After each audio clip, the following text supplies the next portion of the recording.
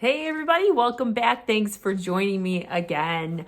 I have so many things I want to share. It's going to take more than just one video to get it all out. Okay, so something occurred to me when I was thinking about narcissists and how they play on you mentally and how they affect you. And this term came to mind and I just haven't been able to shake it. They are mental terrorists. Now, the reason I say this is if you look up the word terrorism or terrorist, there are some other words that are associated with it that I think really suit narcissists and the way they are and the way they treat people, the tactics that they use on you, on one. So some of the words that are associated with terrorism are violence, coercion, intimidation, manipulation, fear. They use all of those things to control another person. They put all of those tactics to work when it comes to trying to control somebody. That's how they gain that control. That's how they manipulate you. That's how they have their way with us, by planting all of those seeds, by planting those seeds of doubt and just cultivating them over time and tending to them and just never letting up on them, so that you just constantly doubt yourself, you doubt your decisions, you doubt who you are, it plays on you as a person, on your self-esteem, your decision-making, everything. It's very conniving, it's very calculating. You all know what I'm talking about. You basically become their prisoner. You basically become a prisoner to these tactics and to the control that they have on you. And, people think, well, oh, you're not all beat up, bruised up, whatever, why don't you just leave? Well, I believe this is why, because they are mental terrorists. They use all of those things, the fear, the coercion, the manipulation, intimidation, they use all of that on a person for as long as they possibly can to control them. And so you don't just have this, you don't have it in you. You don't have it in your head to go, well, I'm just going to leave. I'll just leave this person. It's no big deal. It's not like that. They have such a tight rein on you mentally. It's nearly impossible to break that. We all, hopefully all, manage to find it in our own time and in our own way to escape those situations. In the meantime, you're just there. It's so difficult to overcome that mental control that they have on you. Once you're away from them, that doesn't just stop. It doesn't just go away. There are the invasive thoughts that plague a person who has been with a narcissist are extremely difficult to overcome. They are, they come at you out of nowhere. When you first leave, I feel like you're constantly under attack. The terrorists don't just fall away. They don't just disappear. You are still under attack. You're just minding your own business, and then out of nowhere, you just feel them coming. You're trying to run for cover, and there's absolutely nothing you can do to stop those thoughts. They just come at you anytime, any place, and it's such a difficult thing to manage. It takes a lot of mental discipline. It takes some good therapy, somebody to talk to you about these things. It takes validation. It takes someone validating what you're thinking and what you're feeling to try to overcome those things. I had this on my mind, and it's something that I've been wanting to share because I had this, what I considered to be a huge breakthrough. For me, it was. Last year, sometime around July, John and I went to Colorado. We were going to be out there for 6 weeks. We decided to drive, so we had our vehicle. I love Colorado.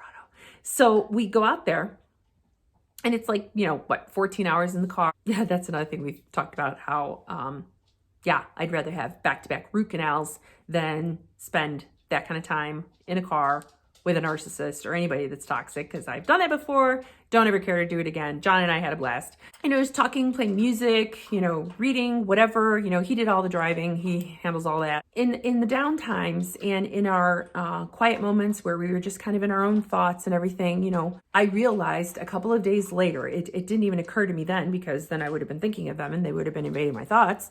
It didn't occur to me until a couple of days later that not once during that trip did I have invasive thoughts. Not once did the terrorists hijack my personal thoughts.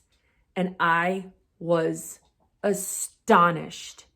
I was just elated to have that realization days later when we arrived there, and I shared this with John, and you know, of course, he thought it was great too. You know, he understands this process and has supported me through it. But I could not believe it. I mean, 14 hours is a long time. And, you know, just sitting there and being in my own thoughts and thinking, you know, thinking about, you know, our new home and decorating and the time we're going to spend in Colorado. What are we going to do? And what this new venture was meaning for us and the whole 9 yards. And in all that time, they did not come in and hijack my thoughts. And it was phenomenal. And so I'm sharing this because, one, I gave it a name. They are mental terrorists. And when you're just minding your own business and an invasive thought comes along, they are hijacking your thoughts. As a mental terrorist, they come in and they hijack your thoughts, and it takes so much hard work. It takes so long to get past that. And again, the average person doesn't understand it. That's why you need a good, strong circle of support. You need a good therapist. You need some good people to hopefully hear you out and to hopefully validate some of your feelings. They come in and they hijack your thoughts when you're finally off on your own, minding your own business, and you're away from them. It still happens. There's still a problem. We need help through that. We need support through that, and we need to be there for each other. And it's not an easy thing to overcome, but I can tell you it does happen. It does happen. And in the beginning, I never thought I would see the day. In the beginning, I never thought I would see the day where my thoughts were mine. My day was mine. My activities were mine to quietly enjoy, to peacefully get through, and not have to worry about something awful peeking in to ruin my day and to ruin my thoughts and to ruin my train of thought or whatever it was I was doing. It can be extremely destructive. Invasive thoughts can be very destructive if you don't get them under control.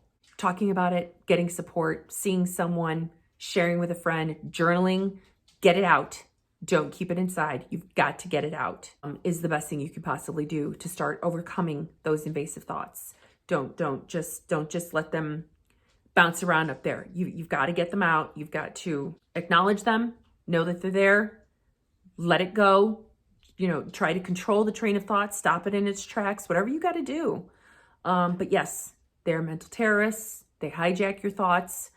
But I can assure you there will come a day. And that was huge for me because not only was I married to a narcissist for 24 years, I was raised by one. So we're talking about basically a lifetime, overcoming a lifetime of negativity and negative thoughts and invasive thoughts and tearing myself down and questioning myself and, you know, issues with my self-esteem. I mean, you name it, I could write a book. It's possible. It's totally possible. And that's what I wanted to share, that mental terrorists will not always have the ability to hijack your thoughts. There will come a day when you control them. When you control your thoughts, all of those awful little people are just a thing of the past. They are a thing of the past. They are people to be pitied. You don't get angry anymore. You don't, get uptight and let them derail your day and let them get under your skin. They just become old news. They just become old news. Thank you so much for watching again. I've been dying to share that with everybody, and I have a lot more to share. So make sure you tune back in. Ciao for now, everybody.